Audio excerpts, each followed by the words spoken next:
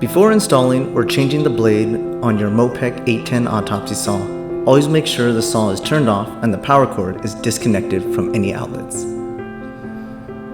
Using the Allen wrench provided with your saw, turn the set screw counterclockwise just enough for the blade to be removed.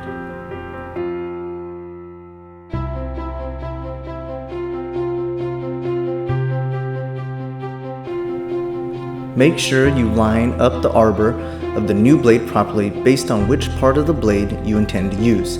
Insert the blade and the arbor to its full depth in the triangular shaft hole. Using the Allen wrench again, turn the set screw clockwise to tighten the screw firmly against the arbor of the blade. You are now ready to plug in the power cord and use your Mopec 810 Autopsy Saw. At the end of every workday, Mopec recommends that every blade be removed, cleaned, dried, and safely stored.